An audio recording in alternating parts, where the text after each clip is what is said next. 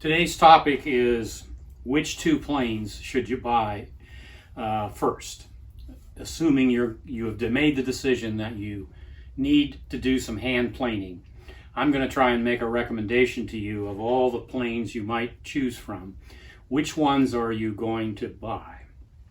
And I think you can do a lot of plane work with just two planes, and we're going to narrow in on those two planes.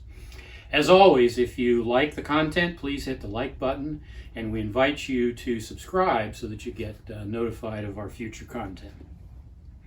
The most common plane looks like this. This style was invented by a man in the 19th century named Bailey. So this is a Bailey plane, a Bailey style plane. And the most common manufacturer of Bailey style planes starting in the 1800s was the Stanley Company. The Stanley Company made great hand tools. And so they've made hundreds of thousands, if not millions, of these over the years. They continue to make hand planes today, the Stanley Company, but they're not the company they used to be. So if I'm going to recommend a plane like this, which is a smoothing plane, a Bailey style smoothing plane, number 4. And you'll discover as we learn more about planes, hand planes, that they are numbered. And they were all numbered by the Stanley Company starting in the 1800s to identify the planes. So a Stanley number 4 smoothing plane is the plane that you want, not necessarily by Stanley.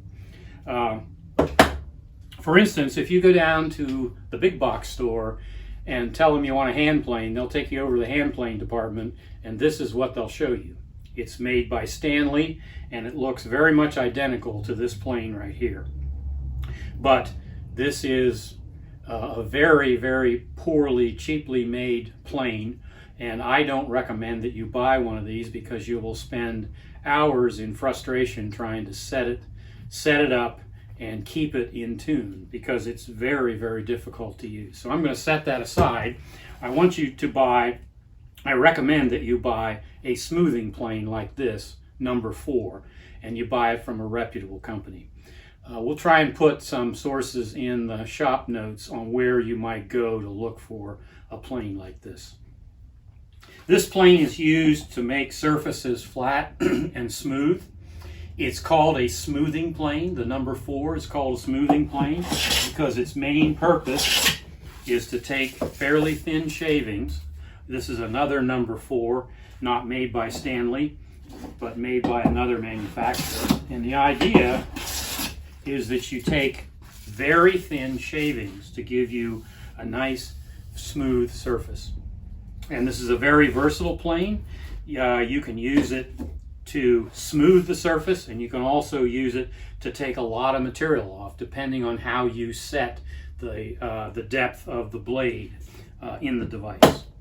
Now, the second plane that is a pretty different concept and is used for different purposes is a block plane. Block planes come in really they are small and blocky generally, and they generally fit in one hand mainly, and they don't have handles like these. This one has a palm surface that you put your palm on and 2 indentations for your fingers, and then you can put another finger up here to hold it steady and flat.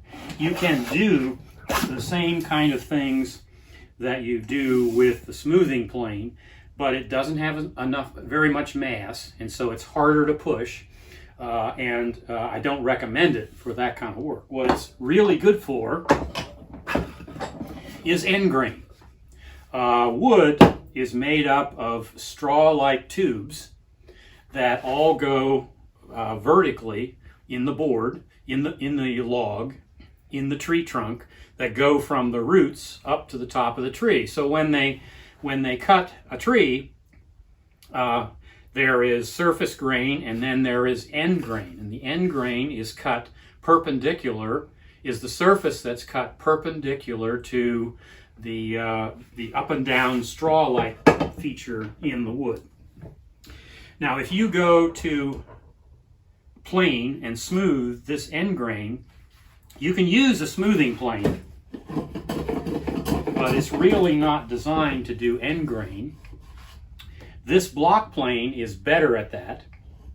And in particular, this block plane is a low angle block plane. The plane iron is set at a very shallow angle to the base of the plane, and that helps you get through gnarly, difficult grain and take a smoother cut than you would with a plain blade that's set at a more extreme angle like that. So this is very useful for end grain, for smoothing end grain. You have to be careful not to go off the edge of your end, or you will break those fibers off and not give yourself a good surface. So the way you use this is you go halfway into the board from one end, and then you come around and you go the other halfway from the other end. Another very useful purpose of a block plane is to do shaping of wood. And because it fits so nicely in the hand, you can, for instance, soften the edges.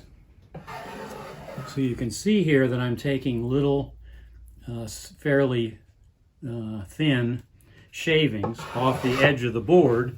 And now I have, if you do it at different angles, you get many different surfaces that pretty soon becomes looking like rounded. And then you touch it with a sandpaper and it's a rounded edge, a softened edge, which is oftentimes useful in furniture, for instance. So, to reiterate, the two planes I recommend you buy are a number 4 smoothing plane and a block plane. And for the specific end grain to do an easy and good job, I recommend a low angle block plane. If you like what you saw, please hit the like button, and we invite you to subscribe to get notified of more content.